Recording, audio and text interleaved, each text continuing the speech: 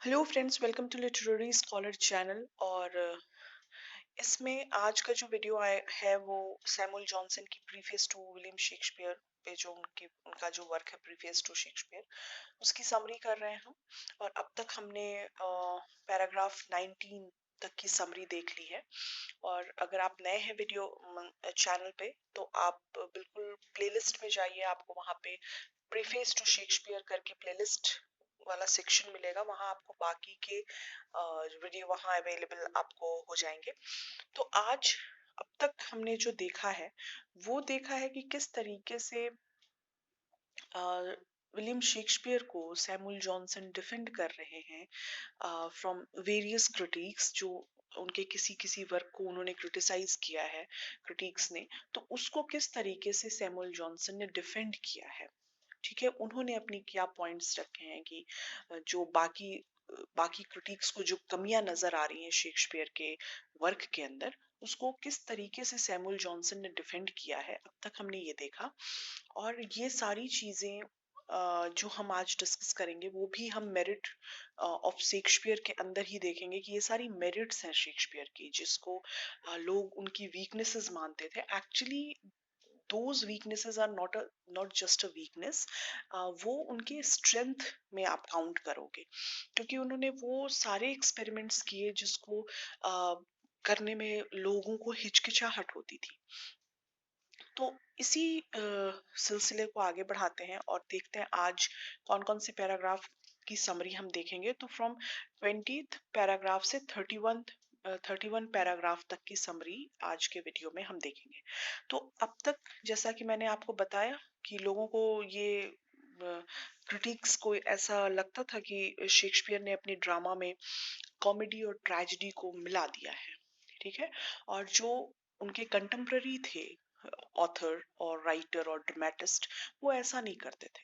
तो ये सारी चीजों को लेके लोगों ने उनको क्रिटिसाइज किया शेक्सपियर को कि उन्होंने जॉनरा को मिक्स कर दिया, दो अलग अलग जॉनरा को उन्होंने एक में मिक्स कर दिया। तो इसी चीज को वो आगे फर्दर डिफेंड करते हुए कहते हैं शेक्सपियर कि आ, ये बहुत ही किसी भी केस में अगर मिंगल्ड ड्रामा आप पढ़ो तो वो आपको ग्रेट प्लेजर देता है, ठीक है। एंड उसकी वजह से आपको बहुत वैरायटी दिखती है वर्क में, ठीक है। अदरवाइज जो वर्क होगा, जो भी ड्रामा होगा, वो बहुत ही मोनोटोनस हो जाएगा।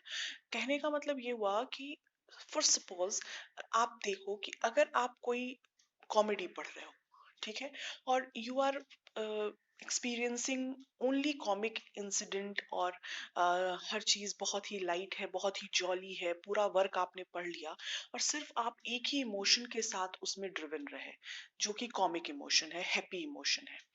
लेकिन वर्क कब परफेक्ट हो जाता है, कब आपको बहुत ही वो हुक्ड कर लेगा, जब उसमें कुछ अप्स एंड डाउन्स आएंगे। कोई भी कहानी बहुत सुखद अगर है, बहुत ही हैप्पी एंडिंग के साथ है, स्टार्टिंग भी हैप्पी रही, क्लाइमेक्स भी हैप्पी रहा, एंड भी बहुत हैप्पी है, तो वो कहानी बहुत ही मोनोटोनस हो जाती है। लेकिन अगर उसमें कुछ अप्स एंड डाउन्स है, कहीं थोड़ा जो मेन कैरेक्टर है उसके अंदर आपको वो स्ट्रगल भी कर रहा है चीजों को सॉल्व करने के लिए, और वो उसके अंदर कुछ फॉल्ट भी है, उस फॉल्ट की वजह से, उसके वीकनेसेस की वजह से उसको आगे लाइफ में चैलेंजेस फेस करने पड़ रहे हैं, और उस चैलेंजेस को फेस करके वो किस तरीके से बहुत ही विक्टोरियस होके निकलता है। तो ये अगर आप इस तरीके की जब आप स्टोरी पढ़ते हो तो वो आप बहुत ही उससे रिलेट कर पाते हो। बिकॉज क्यों रिलेट कर पाते हो? बिकॉज यू आर ह्यूमन, हम सभी ह्यूमन हैं, हम परफेक्ट नहीं हो सकते, हम सब में कुछ ना कुछ कमियां रहती हैं। तो इसी तरीके से शेक्सपियर के जो वर्क है उसको भी सैमुअल जॉनसन ने कहा है कि जब ड्रामा में कई सारे इमोशन मिक्स होकर आते हैं तो वो ड्रामा पढ़ने में मोर प्लेजरेबल होता है, ज्यादा अच्छा लगेगा और उसमें वैरायटी दिखती है, ठीक है। और आगे वो कहते हैं कि ये बहुत ही फेवरेबल कंडीशन है कि जब आपको एक बहुत मास्टरपीस में आपको ये दो इमोशंस मिंगल्ड दिखें। तो Shakespeare's mingling of tragedy and comedy may be considered unfavorable for some people, but the rule are less important than the claim of realism. There is always a room for appealing from criticism to nature. कहने का मतलब ये हुआ कि अ, ये कुछ लोगों को बिना मतलब बिना शक के ये लोगों को तकलीफ दिया है, या क्रिटिसिक्स जो क्रिटिक्स हैं बड़े बड़े उनको ये एक एक कमी दिखी है शेक्सपियर में कि वो दोनों इमोशन को मिला देते हैं, ट्रेजेडी को और कॉमेडी को, दोनों जॉनरा को आपस में मिला के लेके आते हैं। लेकिन ये इसमें क्रिटिसाइज करने वाली बात नहीं है, ये बहुत हद तक उनके जो वर्क हैं वो रियलिस्टिक दिखते हैं इसकी वजह से। जैसे कि एक ह्यूमन की लाइफ होती है, एक एक इंसान की जैसी जिंदगी होती है, उसमें अप्स एंड डाउन्स दोनों होते हैं। तो इस वजह से लोग अपने आप को शेक्सपियर के वर्क से रिलेट कर पाते हैं, उनके मेन कैरेक्टर जो प्रोटैगनिस्ट है, जो हीरो है, उससे रिलेट कर पाते हैं, क्योंकि उसके अंदर वो कमियां देखते हैं जो उनके अंदर है। ठीक है, तभी तो वो खुद से रिलेट करके, और वो जो एरिस्टोटल ने बोला था कि परगेशन होना चाहिए, पर्ज होना चाहिए आपका। तो जब आप अपने अपने से एक बहुत ही सुपीरियर इंसान को देखते हो ऑन द स्टेज, हीरो जिसको आप देखने जा रहे हो, उसके अंदर भी कुछ कुछ फॉल्ट है और वो उस फॉल्ट की वजह से सफर कर रहा है, एंड फाइनली उसके साथ कुछ अच्छा होता है जब वो उस फॉल्ट को इम्प्रूव कर लेता है, तब आप उससे रिलेट करते हो, तब आप आपकी पर्जिंग होती है, अंदर से आपकी सफाई होती है उसको देख के कि नहीं। ठीक है, तो ये सारी चीजों को इन्होंने सैमुअल जॉनसन ने 20 और 21 पैराग्राफ में उन्होंने बोला यही चीज कि कोई भी क्रिटिक ये जस्टिफाई नहीं कर सकता कि such mingling result the suspension of passion and interpretation interruption in the progress, so that the principal event loses the power of moving the heart of the spectator. कोई भी क्रिटिक ये नहीं कह सकता शेक्सपियर के बारे में कि उनके इस मिंगलिंग की वजह से, ट्रेजेडी और कॉमेडी को मिला देने की वजह से कोई स्टोरी इंटरप्ट हुई है, या स्पेक्टेटर्स जो हैं, जो देखने वाले हैं, उनके हार्ट को उसने टच नहीं किया। ऐसा कोई क्लेम नहीं कर सकता, कोई क्रिटिक नहीं क्लेम कर सकता। तो शेक्सपियर के वर्क को लेके इतना कॉन्फिडेंट सैमुअल जॉनसन क्यों थे? बिकॉज शुरू से ही वो शेक्सपियर को पढ़ते आए हैं, उन्होंने उस चीज को महसूस किया है, तभी उन्होंने डिफेंड किया है शेक्सपियर को। फिर आगे जो फर्दर के जो पैराग्राफ हैं, जिसमें आपका पैराग्राफ 22 से 27 के बीच में अगर हम बात करें, तो ये सारे पैराग्राफ में उन्होंने क्लासिफाइड किया है शेक्सपियर के प्लेस को, और उसमें मतलब किस तरीके से जो आर्टिफिशियलनेस है शेक्सपियर के प्ले में, वो भी उन्होंने बताने की कोशिश की है। सो आ, इस आगे के पैराग्राफ में वो ये समझाते हुए नजर आते हैं कि शेक्सपियर के जो कैरेक्टर्स होते थे, जो चीफ कैरेक्टर्स होते थे, ऐसा मतलब देखने को मिलता है कि जो उनके कॉमेडी के कैरेक्टर्स हैं और ट्रेजेडी के कैरेक्टर्स हैं, दोनों में बहुत ही ज्यादा डिफरेंस है। Beside any rigorous differentiation between the tragedy and comedy hardly existed in the time of the Shakespeare, when any play which had a denouncement providing the happiness for its chief character was regarded as comedy, and any play which had catastrophe depicting death, disaster of the chief character was labeled as tragedy. तो क्या होता है? What is comedy and what is tragedy? Drama में जब आप Shakespeare का drama पढ़ो, या इंग्लिश ड्रामा पढ़ो, या कोई भी ड्रामा पढ़ो, अगर लास्ट में प्ले के खत्म होने में जो मेन प्रोटैगनिस्ट है, जो मेन हीरो है, अगर उसकी डेथ हो जाती है तो वो ट्रेजेडी के अंदर रखा जाता है। लेकिन अगर वो इंसान जो मेन हीरो है कहानी का, वो सरवाइव कर जाता है, तो वो कॉमेडी के अंदर आता है। तो ये जो दो है, दो इम्पोर्टेंट जो जॉनरास हैं, इनमें ये अंतर है कि एक जो है वो हैप्पीनेस के साथ उसकी लाइफ चलती है, और कितनी भी कैटास्ट्रोफिक इवेंट होते हैं लेकिन लास्ट में जो है वो सब कुछ बहुत ही अच्छा होता है। कुछ टाइम के लिए वो हैप्पीनेस से उसको हटाते हैं कैरेक्टर को, लेकिन फिर वो स्ट्रगल के बाद final ending was very happy. तो that is comedy. And when there is death, there is disaster, there is catastrophe, सब कुछ, ये सब कुछ है, और उसके बाद कैरेक्टर का लास्ट में डेथ हो जाना, तो वो जो है वो ट्रेजेडी के अंदर आता है। अब हिस्ट्री प्लेस जो होते हैं, ऐसा माना जाता है, जो history plays was believed to be one of the depicting the series of action in a chronological order. तो अब तक उन्होंने डिफरेंशिएट किया है कि जो वर्क है, जो शेक्सपियर का, वो किस किस हिस्से में आता है। कुछ जो है वो ट्रेजेडी है, तो व्हाट इज ट्रेजेडी, तो उन्होंने बताया कि जिसमें लास्ट में डेथ हो जाती है। फिर व्हाट इज कॉमेडी, कुछ जो शेक्सपियरियन वर्क है वो कॉमेडी के अंदर रखा जाता है। उसमें क्या, उसकी क्या कैरेक्टरिस्टिक्स है कि हीरो अंत में नहीं मरेगा, चाहे जो भी स्ट्रगल उसके लाइफ में फेस हो। फिर एक होता है history play. What is history play, जो कि एक क्रोनोलॉजिकल ऑर्डर में डिपिक्ट करते हैं सीरीज ऑफ एक्शन को। ठीक है, क्या क्या हो रहा है उसका बहुत ही क्रोनोलॉजिकल ऑर्डर में डिपिक्शन। तो ये जो हो गया, ये हिस्ट्री प्ले हो गया। अब ये हिस्ट्री प्ले जो है उसको, it was not always clearly distinguish from from tragedy.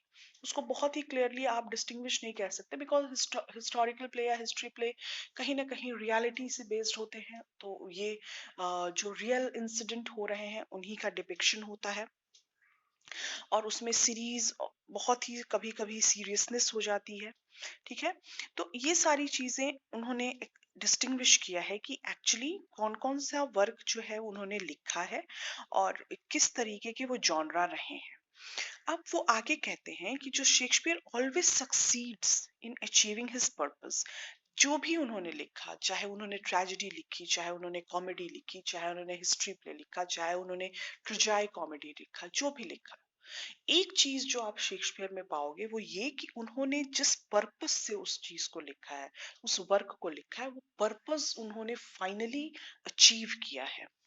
ठीक है, whether it is too depressing, ठीक है, या वो कैरी ऑन हो गए हैं स्टोरी के साथ without any emotion, he makes laugh और mourn to keep silent, whatever the situation is, जो भी उन्होंने किया है अपने वर्क में, चाहे वो बहुत ही डिप्रेसिंग वर्क हो उनका, चाहे वो बहुत ही कॉमिक वर्क हो उनका, चाहे जो भी जैसा भी वर्क है उनका, जो एक चीज आपको समझ में आती है शेक्सपियर को देख के, कि जो भी क्रिटिक्स उनको, जिसमें राइमर का नाम आता है, वोल्टायर का नाम आता है, जिसके लिए उन्होंने क्रिटिसाइज किया है शेक्सपियर को, वो अपनी वैलिडिटी लूज करते हैं, बिकॉज जो भी वर्क उन्होंने लिखा है उसको बहुत ही सॉलिड तरीके से उन्होंने उसके पर्पस को कंप्लीट किया है शेक्सपियर ने।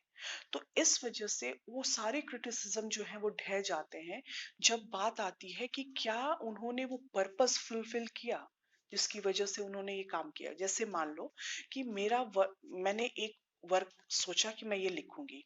फॉर एग्जाम्पल, मैंने एक कॉमेडी लिखने की सोची, और उसके पीछे मैंने कुछ इमेजिन किया है, कुछ डीप डाउन मेरे थॉट्स हैं कि मुझे ये थॉट्स को एक्सप्रेस करना है थ्रू माई वर्क। ठीक है, चाहे वो मैं कह लूं कि रिलेशनशिप्स के बारे में हो, चाहे मैं कह लूं कि आजकल के जो यंगस्टर्स हैं उनके लाइफ के बारे में हो, और उसको मुझे एक बहुत ही बेहतर मॉरल लेसन देना है, ये कहीं मेरे डीप डाउन थॉट्स हैं अपने वर्क के थ्रू। तो अब जो वर्क का पर्पस है मेरे, वो ये है कि किस तरीके से मैं अपने थॉट को उस अपने वर्क के थ्रू लोगों तक पहुंचा सकूं। अगर मैं ये करने में सफल हो गई तो वो वर्क जो है, उसका जो पर्पस है वो फुलफिल हो गया। अगर मैं नहीं कर पाई तो वहां मैं पर्पस लूज कर गई। तो इस मामले में शेक्सपियर बहुत ही क्रूशियली उस चीज को उन्होंने फॉलो किया है कि वो अपना पर्पस नहीं भूले हैं, जिस पर्पस से उन्होंने लिखने की कोशिश की है। चाहे वो हैमलेट लिखे हो, चाहे वो ओथेलो लिखे हो, चाहे वो मैकबेथ में देख लो, आप ग्रेव डिगर का सीन देखो। ग्रेव डिगर का scene one of the most important scene of Hamlet, जिसमें वो सब कुछ कह देते हैं जो उनके दिल दिमाग में, जहन में है। और हेमलेट की ओपनिंग सीन देखिए, चाहे हेमलेट के थ्रू जो उसके मोनोलॉग्स हैं, मैकबेथ के जो मोनोलॉग्स हैं, लेडी मैकबेथ का कैरेक्टर है। तो ये सारे कैरेक्टर्स कहीं ना कहीं उनके जो मोनोलॉग्स जब आप देखोगे तो लगेगा कि शेक्सपियर वो कुछ कन्वे कर रहे हैं, कोई मैसेज कन्वे कर रहे हैं। तो ये चीज जो है यहाँ पे उन्होंने बताने की कोशिश की है। फिर नेक्स्ट जो 27 से अगर 28 से 31 पैराग्राफ की बात करें तो उन्होंने ऐसा माना है कि जो Shakespeare's natural affinity for comedy, मतलब उनकी जो कॉमेडी है वो बहुत ही नेचुरल है कंपेयर टू ट्रेजेडी। ठीक है। तो उसमें ये है कि जो इनके कॉमिक सीन हैं शेक्सपियर के, वो बहुत ही स्पॉन्टेनियस हैं, स्पॉन्टेनियस और बहुत ही सक्सेसफुल, मतलब लगता है कि वो बहुत ही पानी जैसे सीन हो गए, बहुत स्मूथली निकल जाते हैं। लेकिन अगर आप कह लो कि ट्रेजेडी की बात कर लो, तो सीन जो है उनके शेक्सपियर के ड्रामा में जब आप ट्रेजेडी पढ़ोगे और कॉमेडी, जब दोनों को आप कंपेयर करते हो तो आपको मिलता है कि जो ट्रेजेडी के सीन है, there is always something wanting, but his comic scene often surpass our expectation. मतलब ट्रेजेडी में कुछ लगता है कि यार समथिंग इज, कुछ और चाहिए। लेकिन अगर कॉमेडी की बात करो तो वो बहुत ही हमारे एक्सपेक्टेशन से ऊपर ही रहता है। उनकी लैंग्वेज की अगर हम बात करें, थॉट की बात करें, his comedy pleases through the thoughts and language, whereas his tragedy pleases mainly through the incident and actions. ठीक है। अब जो कॉमेडी है, कॉमेडी की जो लैंग्वेज है शेक्सपियर की, वो आपको टच कर जाएगी। और इंसिडेंट एक्शंस जो है वो ट्रेजेडी में बहुत ही इंपॉर्टेंट हो जाते हैं शेक्सपियर के। तो ये जो है, जो माइन्यूट डिटेलिंग है, ये आपको देखने को मिलेगा जब आप उन दोनों को पढ़ते हो, ट्रेजेडी और कॉमेडी को। फिर आपको आप महसूस करते हो उस चीज को। जो ट्रेजेडी है वो टेस्टिमनी ऑफ हिज स्किल है, उनके स्किल की टेस्टिमनी है, वो उतने स्किलफुल हैं कि वो चीज लिख सकते हैं। और अगर आप इनके कॉमेडी को देखोगे तो his comedy is the product of his instinct. वो बहुत इंस्टिंक्टिवली लिखते हैं, उनका इंस्टिंक्ट बोलता है ऐसा, अंदर से जिसको कहा जाए। ठीक है। जो आपके अंदर से आ रही हैं चीजें, उस पे आपको कुछ एफर्ट लगाने की जरूरत नहीं है, वो अंदर से आप लिख रहे हो। लेकिन अगर ट्रेजेडी की वही बात करिए तो वो इतने स्किल्ड राइटर हैं कि उन्होंने अच्छी ट्रेजेडी लिखी। एक स्किल्ड राइटर होना, एक नेचुरल राइटर होने में अंतर है। स्किल सीखी जाती है, और जो नेचुरल होता है वो उसको सीखने की जरूरत नहीं पड़ती, वो नेचुरली अंदर से आती है। तो दोनों में अगर आप कंपेयर करोगे ट्रेजेडी और कॉमेडी में शेक्सपियर के, तो ये मेजर अंतर दिखा है। ट्रेजेडी जो है वो बहुत ही स्किलफुली लिखा गया है, और जो शेक्सपियर की कॉमेडी है वो बहुत ही स्पॉन्टेनियस वे में लिखा गया, बहुत इंस्टिंक्ट के थ्रू, उनका इंस्टिंक्ट झलकता है, उनकी नेचुरल राइटिंग दिखती है इसमें। तो ऐसा सैमुअल जॉनसन का मानना है। ठीक है। फिर फिर आगे वो कहते हैं कैरेक्टर्स को ले लीजिए। कैरेक्टर्स जो है वो कॉमिक सीन के वो बहुत ही ओरिजिनल और जेन्युइन लगते हैं। ठीक है।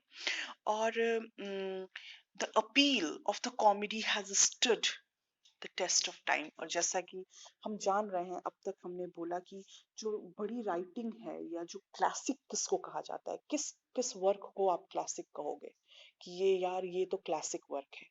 वो वर्क क्लासिक होते हैं जो टेस्ट ऑफ टाइम को पास किए होते हैं, डिफरेंट डिफरेंट जनरेशन को पास किए हैं। वो सारी जनरेशन, हर तरीके की जनरेशन ने उसको पढ़ा है और उसको एक्सेप्टेंस दिया है कि हाँ ये वर्क है। तो इस तरीके से अगर आप कॉमेडी देखते हो शेक्सपियर की, तो वो ऐसा महसूस होता है कि उसको ज्यादा इम्पोर्टेंस दिया गया है, या ज्यादा लोगों ने उसको अप्रिशिएट किया है compare to tragedies of Shakespeare. ठीक है। ऐसा सैमुअल जॉनसन कह रहे हैं, मतलब उनका ऐसा मानना है। Shakespeare seems to have obtained his comic dialogues from the common intercourse of life, and not from the language of polity, society, uh, mm, polite polite people, or from the learned people who tend to depart from the established form of speech। तो ये चीज कहने का मतलब कि जो language या जो कॉमिक डायलॉग्स हैं उनके, जो डायलॉग्स उन्होंने लिखे हैं, ठीक है, वो सारे जो डायलॉग्स हैं वो बहुत ही कॉमन और इंटरकोर्सेस ऑफ लाइफ पे है, मतलब बहुत ही नेचुरल है, बहुत ही ऐसा नहीं लगा है कि उनको बहुत एफर्ट करके लिखा गया है। Shakespeare's familiar dialogue is smooth and clear, yet not wholly free from the difficulty, free from roughness and difficulty. So ये सारी चीजें उन्होंने कुछ डायलॉग्स के बारे में बताया, फिर कुछ उनके किस तरीके की ट्रेजेडी है शेक्सपियर की, किस तरीके की कॉमेडी है, इस चीज को उन्होंने बताने की कोशिश की है। सो इसी के साथ ये वीडियो यहीं पे ख़त्म करते हैं। आई होप कि आपको वीडियो पसंद आया होगा, और अगर कुछ इसमें डाउट है तो आप बिल्कुल कमेंट सेक्शन में लिख के पूछ सकते हैं कि आपको क्या डाउट है। आई मेक श्योर कि आपके उस कमेंट का मैं जवाब जल्दी से जल्दी दूं। और नेक्स्ट जो वीडियो है वो फ्रॉम ऑनवर्ड 31, मतलब 32 से शुरू करेंगे। और अब जब 32 से ये शुरू होगा तो फिर अब तक तो हमने उनके स्ट्रेंथ के बारे में बात किया कि मेरिट क्या है शेक्सपियर के ड्रामा की या शेक्सपियर के वर्क की। अब फ्रॉम 32, जो 32 पैराग्राफ जब जहां से शुरू होता है, वहां से वीकनेसेस ऑफ शेक्सपियर क्या रही है, उस पे सैमुअल जॉनसन ने कुछ बात कही है, तो वो वहां से हम देखना शुरू करेंगे। तब तक आप अपना ख्याल रखो, अपनी फैमिली का ख्याल रखो, stay blessed and smile lot because it cost nothing. Thank you for watching this video. अगर आप नए हो तो सब्सक्राइब करिए, अगर आप ओल्ड सब्सक्राइबर हैं तो thank you for subscribing me, and stay blessed.